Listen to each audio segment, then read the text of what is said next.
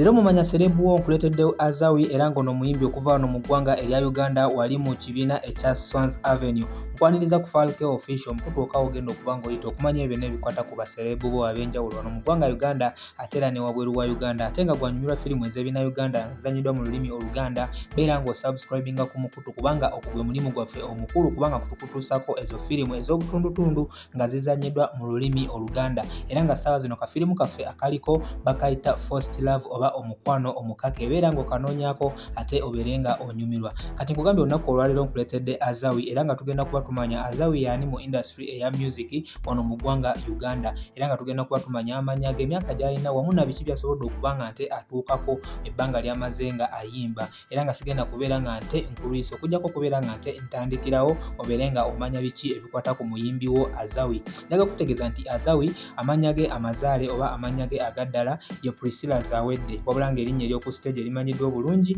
ye Azawi. Ono muyimbi Munnayuganda era nga muwandiisi wa nnyimba ate era nga muzinyi okuva wali eri mu kibiina ekya Swans Avenue, era nga yakyegattako omwaka gwali gwa 2019, era nga njagala okutegeeza nti ekika kya music gw'akuba akuba Afrobeats mu lulimi Oluganda wamu n'olulimi Oluzungu. Mwana muwala ono Azawi yazaalibwa ennaku z'omwezi zaali 2, omwezi gwali gwa 2, omwaka gwali gwa 1996. Nga nkoledde vidiyo eno mu 2025, njagala okutegeeza Azawi alina emyaka giri 29 egy'obukulu. Azawi yazaalibwa mu bitundu eby'e Kampala era nga yazaalibwa omwami omugenzi Walusimbi Samuel wamu n'omukyala ayitibwa Nakamate Mary, era nga njagala okutegeeza nti Azawi yazaalibwa ne baganda be abalala 2, wabula nga Azawi ono ye mwana omukulu. Bwe tweyongera mu maaso n'okumanya ebikwata ku kusoma kwa Azawi, njagala okutegeeza nti Azawi yatandika primary ye wali ku Buganda Road Primary School, bw'atyo n'asobola okuba nga nte yavaayo ne yeeyongera wali ku Mother Kevin Primary School mu district ey'e Mukono, era nga awo yasobola okuba nga amalira ekibiina kye eky'omusanvu. Secondary ye oba tuyinza okuyita O level yagitandikira wali ku St Henry's College Gangu Masajja, n'asobola okuba nga yeeyongerayo ku Lubiri Secondary School wamu ne London College wali e Nansana nga gamasomero ge yasomerako O level, ate nga A level yagisomera wali ku St Janan Luwumu Secondary School, era bw'atyo n'asobola okuba nga yeeyongerayo ku Makerere University gye yasobola okubeera nga atikkirwa nga afunye Bachelor of Commerce degree. Bwe tugenda mu maaso n'okulaba ku nsonga ze eza love relationship, njagala okutegeeza nti Azawi yonjogerera olunaku olwaleero tali single, wabula nga njagala okutegeeza nti okusinziira ku ebyo ebitono ebimanyiddwa kitegerekeka bulungi nti Azawi boyfriend we oba omulenzi gw'ayagala si Munnayuganda, era nga njagala okutegeeza nti wetuba twongeddeyo ku nsonga y'okumanya oba Azawi alina abaana, sijja kulimba bitono ebimanyiddwa oba Azawi alinayo omwana oba talinayo mwana. Azawi olugendo lwe olw'okufuuka star yalutandika mu mwaka gwali gwa 2005, era nga njagala okutegeeza nti Azawi yatandika nga dancer oba kyoyinza okugamba omuzinyi, nga yali wali mu grupu eyitibwa Chika Dance Troupe, era nga bw'atyo yasobola okubeera nga amalawo akabanga, era nga akabanga ke yamalawo basobola okuba nga bakola mu bivulu eby'enjawulo oba kulinnya ku stage ez'enjawulo nga bazirinnyako nga abazinyi. Oluvannyuma lw'emyaka 4 ng'ali mu grupu eya Chika Dancers, yasobola okuba nga nte avaawo ne yeegatta ku grupu endala eyitibwa Cranes Performers, era nga nawo bw'atyo yasobola okuba nga akolerawo ebintu bingi ebyalimu okuzina, era nga bino byonna oba grupu zino ez'amazina yazirimu nga akyali mu kusoma oba nga akyasoma. Oluvannyuma lw'okukizuula nti amazina gaali gamututte omwoyo ate era nga gaali gatandise okubeera nga gamuleetera okuba nga akolawo bimu mu misomo, yasalawo n'asobola okubeera nga nte ebyokuzina asooka n'abizza ebbali asobole okubeera nga nte amaliriza emisomo gye. Bw'atyo omwaka ogwa 2011 Azawi yakizuula nti yalina ekitone eky'okuwandiika ennyimba, era yatandikanga okuwandiika ennyimba wabula nga akitwalanga ekintu eky'okumala ebiseera oba okubeera nga kyakola mu biseera bye eby'eddembe, nga tannaba kukizuula nti ate okuwandiika ennyimba kyali kisobola okuba nga kimuviiramu okuba nga afuna akasente akawererako ddala. Wabula nga njagala okutegeeza nti mwaka gwa 2012 oluvannyuma lwa taata we omukulu Walusimbi Samuel okuba nga nte abafaako, yasobola okubeera nga nte asigala ne maama we abeere nga nte alina okuba nga yali amuyambako okuba nga beerabirira wamu n'okuba nga balabirira bato be yali asigazza ye ne maama we, era nga ekintu kye yali alina okuba nga akola essaawa eyo kyali kya kubeera nga atunda ennyimba ze yali awandiise nga asaaga oba okumuggyako ebirowoozo oba mu biseera bye eby'eddembe, ne zisobola okubeera nga nte zaababeererawo mukadde we yali nga tannaba kuba nga afuna omulimu ogutegeerekeka, era bw'atyo n'akizuula nti okuwandiika ennyimba gwali mulimu mu ggwanga Uganda era nga gwali mulimu ogwo ogw'omuntu gwasobola okuba nga nte aliiramu ddala essente.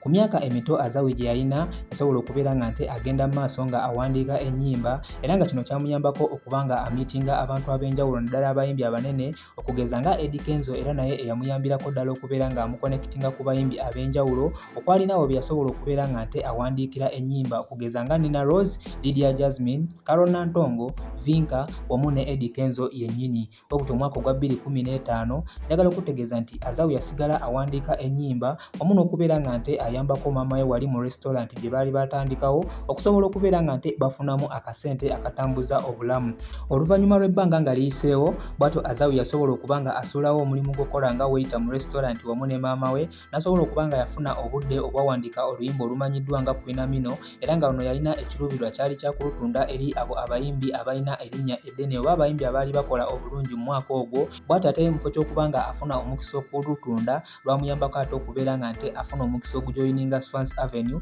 omulundi gwe ogwasookera ddala mu mwezi ogw'omunaana omwaka ogwo gwennyini ogwa 2019 era n'asobola okuba nga yafuna omukisa okubeera nga ajoyininga Swans Avenue mu kifo ky'okubeera nga nte azze kutundayo butunzi nnyimba. Omwaka ogwaddako ogwa 2020 bw'atyo Azawi yasobola okubeera nga nte akayimba ke yali azze okutunda aka Queen Amino yasobola okubeera nga nte asalawo n'akayimba era nga kamufuukira ak'enjawulo mu bulamu bwe era nga kano akayimba kakolanga breakthrough ye oba akayimba akamusambira oluggi okufuuka kikyali olunaku olwaleero. Mu mwaka ogwo gwennyini ogwa 2020 mu mwezi ogwa November Swans Avenue yavaayo n'ebeera nga nte esayininga Azawi okubeera omuyimbi waayo era n'asobola okubeera nga nte azze ata ennyimba nnyingi bukyanga yeegatta ku Swans Avenue era nga kwezo ennyimba zazze nga afulumya ng'ali mu kibiina ekya Swans Avenue kuliko ennyimba ezikwatidde ddala abantu omubabiro era nga ezimu ku ezo kuliko oluyimba olwa Fofafa, Party Mood, Bamututte dda, Majero yayimba ne Fik Fameka, Slow Dancing, Maiya, Queen Amino, Lofit,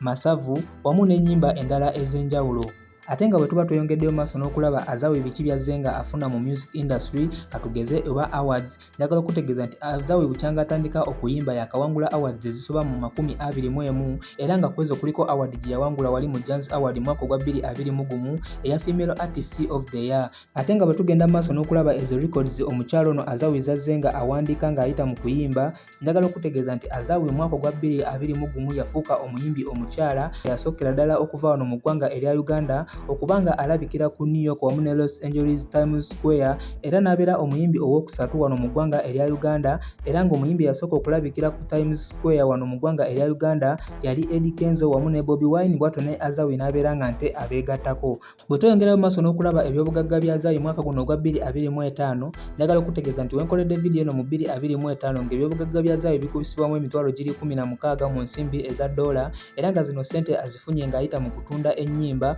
okuwandiika ennyimba wamu n'okubeera nti ono omukyala ye brand ambassador wa Guinness wano mu ggwanga Uganda ekyo nakyo nga kimuyambako okubeera nga akasente kafuna mu contract gye yabeera nga asayininga kamuyambako okubeera nga nte ebyobugagga bye bikulaakulana wamu ne concert ezo zazze nga akola ez'enjawulo okugeza nga concert gye yakola e Lugogo mwaka ogwa 2022 nga nayo yamuyambirako ddala okubeera nga nte akasente keeyongerera ddala okudda eri side ye era njagala okutegeeza nti sigenda kubeera nga nsukkawo ne Azawi okujjako okubeera nga neebaza gwe yasubscribinga edda nawe alaba firimu zaffe wamu nawe atweyunzeko olunaku olwaleero obeera nga teweerabya kubanga osubscribingamu n'okuteekako akade tubeere nga tukutuusako ebyo n'ebikwata ku baserebu bo ab'enjawulo mu ggwanga Uganda ne wabweru wa Uganda wamu n'okutuusako firimu ezizanyiddwa mu lulimi Oluganda. Fonawo sigenda kubanga nsukkawo okujjako okubanga nsaba Mukama Katonda abeere nga akunkuumira tusinkane mu vidiyo eddako. Bye bye.